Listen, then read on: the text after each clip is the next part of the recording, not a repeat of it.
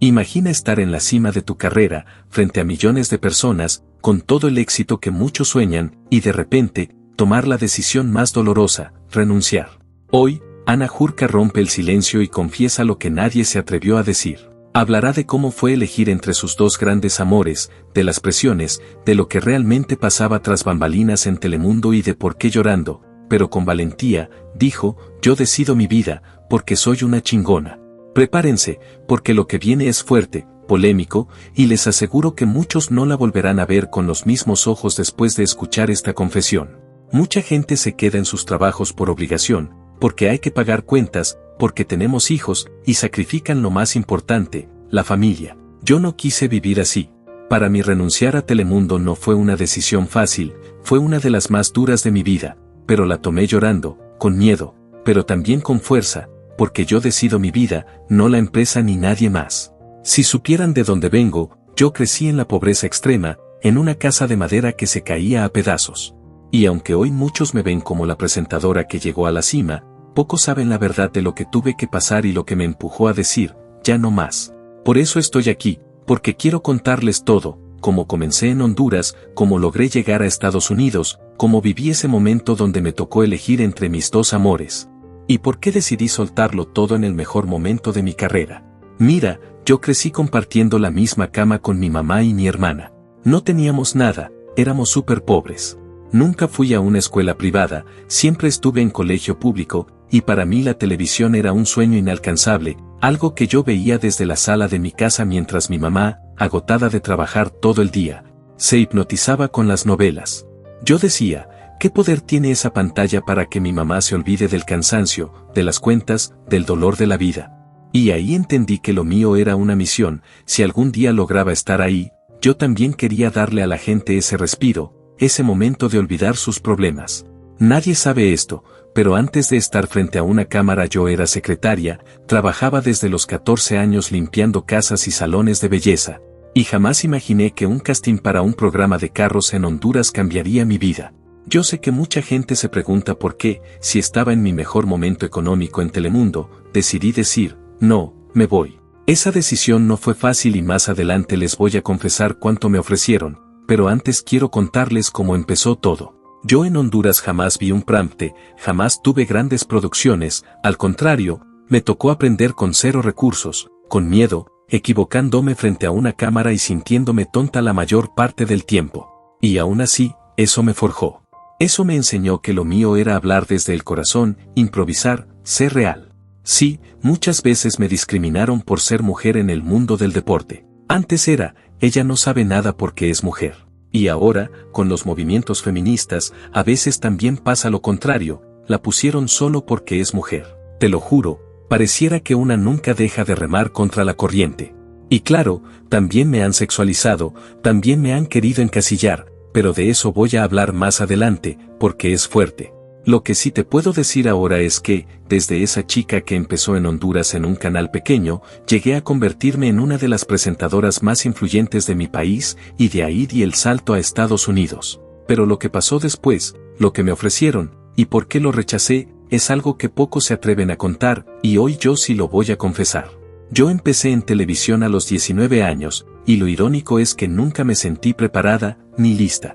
Era una chava que venía de limpiar salones de belleza para ganarse unos centavos, y de repente estaba frente a una cámara hablando de automovilismo, un mundo dominado por hombres. Y aunque me temblaban las piernas, descubrí que la gente conectaba conmigo no porque supiera todo, sino porque era real. Pero mientras mi vida parecía despegar en Honduras, en mi casa se vivía otra realidad. Mi mamá, desesperada, tomó la decisión de irse ilegal a Estados Unidos. Yo tenía 14 años. Y aunque hoy la entiendo, en ese momento me dolió tanto que elegí castigarla con lo peor que le puede dar un hijo a una madre: la indiferencia. Ella llamaba con sus tarjetas de minutos, y yo le respondía con un sí, no, todo bien, sin emoción, sin cariño. Poco a poco dejé de necesitarla, y eso la destruyó. Ahora que soy madre me duele reconocerlo, porque pienso en ella, sola, con 4 hijos, sin un peso, con una casa que era un peligro, y me pregunto cómo aguantó. Hace poco le pedí perdón, y ella también me pidió perdón a mí. Ese reencuentro fue durísimo, pero necesario, porque entendí que el silencio que yo le di, la indiferencia con la que la castigué, pesó más que cualquier grito o reclamo. Mira, yo siempre digo que dar consejos no solicitados es horrible, pero si pudiera darle uno a alguien, sería, trata de recuperar el tiempo perdido. Yo misma pasé años hablando con mi mamá solo cuando tocaba, cada 15 días, y muchas veces ni me nacía. No era porque estuviera enojada, era porque ya no la necesitaba. Y eso suena bien feo, pero era la realidad. Yo estaba decidida a nunca irme de Honduras, lo decía en todas partes, jamás viviré en Estados Unidos. Cuando conocí al que hoy es mi esposo, yo ya tenía mi carrera, ganaba bien, era independiente, no necesitaba que nadie me mantuviera. Así que cuando él me habló de casarnos y mudarnos, yo le respondí, no quiero casarme, no quiero hijos, y mucho menos quiero vivir en Estados Unidos. Pero claro, uno propone y Dios dispone. Después de casarnos, él insistió, quiero darte lo mejor, aquí no puedo ofrecerte lo que en Estados Unidos sí. Y yo con toda la rebeldía del mundo le decía, yo te mantengo, no necesito que me des nada. Pero al final decidí apostar por él, por nuestra fe, y nos fuimos. Llegar a Orlando fue un golpe durísimo. Los primeros 6 meses caí en una depresión horrible. Imagínate, pasar de ser reconocida en mi país a no poder ni trabajar porque no hablaba inglés, y lo peor, tener que pedirle dinero hasta para comprar mis cosas personales. Yo me sentía humillada. Hubo un punto en que hice mis maletas y le dije, me regreso, no aguanto más. Y ahí pasó lo inesperado. Él agarró videos míos de cuando trabajaba en la tele en Honduras, los movió, los mandó, tocó puertas, y de repente un día me dice, ponete bonita que nos vamos a dar una vuelta. Yo juraba que mi historia en la tele había quedado en Honduras, hasta que mi esposo apareció con un demo mío debajo del brazo. Yo le decía, ¿estás loco? Ese demo es una porquería, se ven los cables, la mala iluminación, todo mal. Y él me respondía, la gente no va a ver los cables, va a ver tu talento, pero vos sos una cobarde, no confías en ti. Eso me picó, me encendió. Dije, ¿así? Pues vamos. Nos fuimos directo a Univision Orlando. Yo ni entré, me moría de pena. Dejamos el demo y ya sabes, el típico, te llamamos. Nada. Pero en Telemundo todo cambió. Justo cuando íbamos a dejar el material, se cruza un mexicano chaparrito, David Flores Sánchez. Nos mira raro, como intrigado, y dice, dámelo, yo se lo entrego a la directora de noticias. Yo salí convencida de que jamás me iban a llamar, pero ese hombre tuvo la curiosidad de ver el video. Y ahí estuvo la clave. Ese mismo día, manejando por la carretera, suena mi celular, ¿te interesa hacer un casting? Te necesitamos ya. Dimos la vuelta en U y me fui directo. Me pusieron a escribir, a traducir en inglés, a leer en prompte por primera vez en mi vida, lento, rápido, me lo movían de todas formas. Y yo fluía como si nada. Imagínate, apenas terminó el noticiero donde habían puesto mi nota, la directora me mira y me dice, te voy a dar 2 meses de prueba. Y yo, va. Me quedé, y antes de cumplir un año ya me estaba llamando el network. Así empezó todo, y hoy veo hacia atrás y digo, Dios mío, qué historia. Luego vinieron 10 años en Telemundo Network, trabajando con gigantes como Andrés Cantor, viviendo lo que jamás pensé que iba a vivir. Y ojo, quiero dejar algo claro, nunca, jamás sentí una falta de respeto. Mi jefe fue un caballero total. Yo siempre supe cuando alguien me veía de una manera incómoda, y gracias a Dios, eso no me pasó ahí. Claro, si tuve esos comentarios de, Ana, menos moños, menos mangas largas, muéstrate un poco más de acuerdo a tu edad. Nunca me obligaron a vestirme de forma vulgar, pero sí había esa presión sutil de mostrar un poquito más. Me acuerdo incluso de un estilista que me decía en el oído, Ana, quítate el pelo del pecho, enséñalo más. Yo me negaba, me ponía firme, porque nunca quise que mi credibilidad se confundiera con la ropa que usaba. Eso sí, siempre he pensado que nuestra industria cometió un error durante mucho tiempo, vestir a las mujeres como si fueran un accesorio del programa. Y no, la audiencia merece inteligencia, merece escuchar a alguien que sabe de lo que habla. Por suerte, entre muchas que estamos en el medio, hemos ido cambiando esa narrativa. Pero bueno, la verdad es que también llegó un punto en que me di cuenta de otra cosa, yo estaba dando el 200%, corriendo de arriba para abajo, haciendo deportes y otras coberturas, trabajando sin horarios, sin vida, y todo eso por un solo salario. Fue durísimo. Y me dije, esto tiene que parar. Mi trabajo vale más. Ese fue el inicio de otro capítulo, de ponerme límites y valorar lo que realmente merezco. Mira, yo siempre he sido de buena voluntad, de darlo todo. Y claro, cuando llegué a En Casa con Telemundo, me lancé de lleno, producía, hacía deportes, me mataba sin horarios, y todo eso con la idea de crecer. Pero con el tiempo me cayó el 20, ya no era un favor, yo estaba prestando un servicio, y un servicio enorme, sin recibir un peso extra. 3 años al aire, y la gente allá afuera pensaba que me estaba haciendo millonaria, ¿la verdad? 0. Ni $1 más por todo ese trabajo.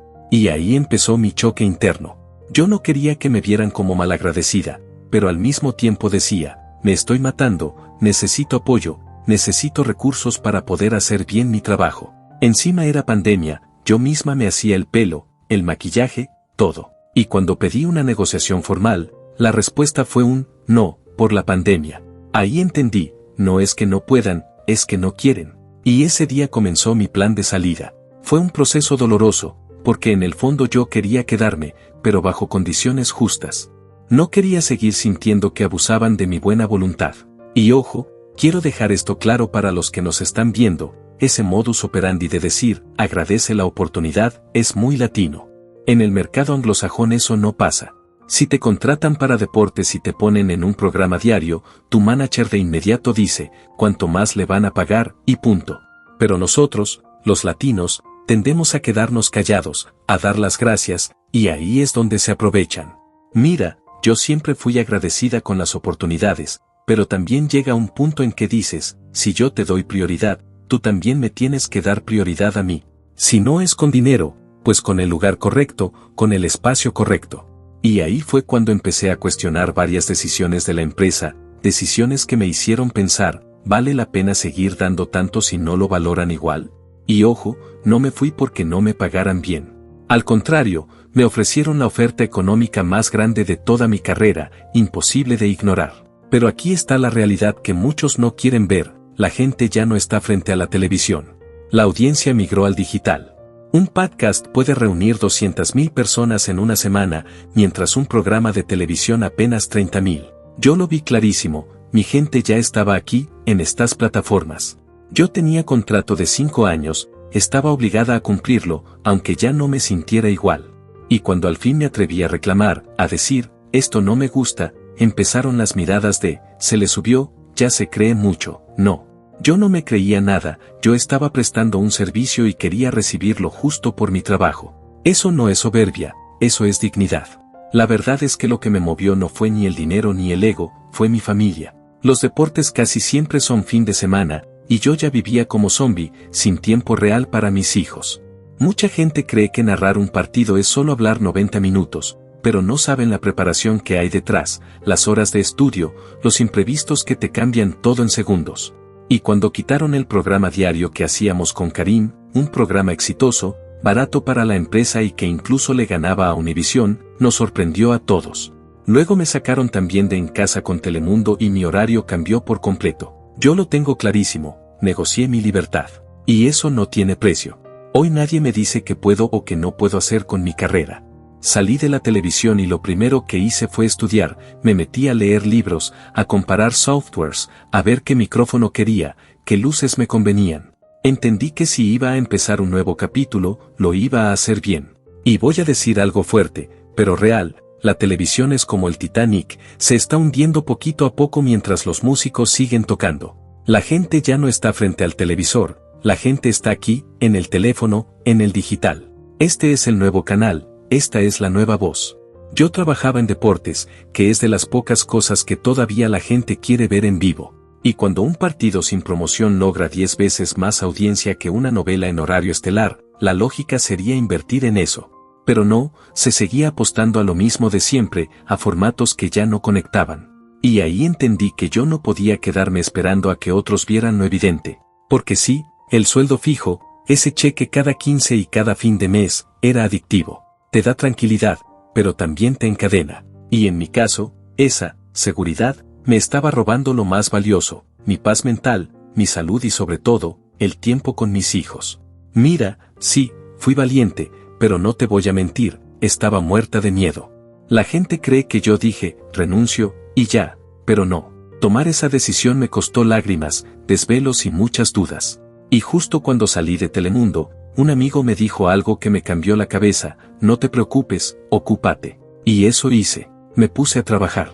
Me obsesioné con aprender cuál era el mejor software para transmitir en vivo, qué micrófono comprar, qué luces usar. Literal, convertí un cuarto de mi casa en un estudio, aunque eso significó que mis hijos tuvieran que compartir habitación. Les dije, miren, yo dormía con mi mamá y mi hermana, así que no se quejen. Y aunque lloraron un poquito, entendieron que su mamá estaba empezando un sueño. Y te confieso algo, soy bien nerd. Así que antes de lanzarme a lo loco, me puse a estudiar la historia de YouTube, de cómo funcionan las plataformas, que priorizan, cómo evoluciona el algoritmo. Y entre más entendía, más me convencía, el contenido de calidad siempre termina ganando. Dios mío, pensé, salí en el momento perfecto. Claro, extraño esa seguridad de un cheque cada 15 días, porque es como una droga, te da tranquilidad. Pero esa tranquilidad me estaba costando demasiado, mi salud, mi paz mental y el tiempo con mis hijos. Y cuando puse todo en una balanza, la respuesta fue clara, ¿un consejo? Si algo te da miedo pero al mismo tiempo te da paz, lánzate. El miedo y la paz pueden vivir juntos.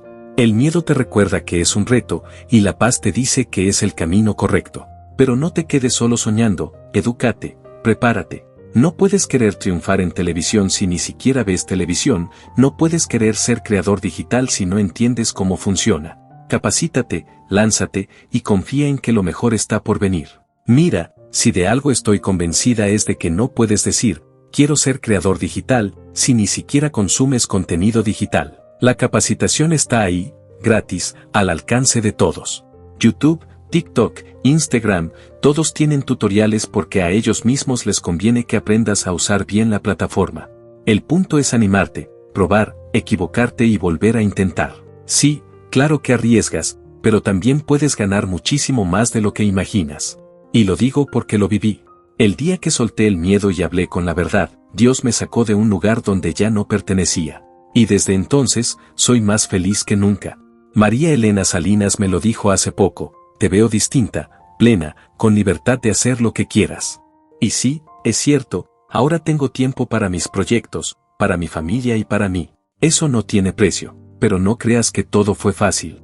Hubo noches terribles, de esas en que las cuentas no paran de dar vueltas en la cabeza, la escuela, la casa, la comida, y ahí estaba yo, preguntándome si había hecho lo correcto. Una de esas noches me metí a YouTube, buscando distraerme, y de repente me sale una entrevista de Rodner. Primero vi a mi querida Alex, luego a Gaby Espino, después a Pamela Silva, y terminé llorando debajo de la cobija, con el celular en la mano, pensando, soy una chingona, estoy decidiendo mi vida y no tengo por qué tener miedo. Ese momento me marcó, porque entendí que cuando ya tienes una carrera, el riesgo parece mayor, sientes que hay demasiado que perder. Pero la verdad es que lo único que pierdes cuando te quedas quieta es tu paz. Y esa no la negocio.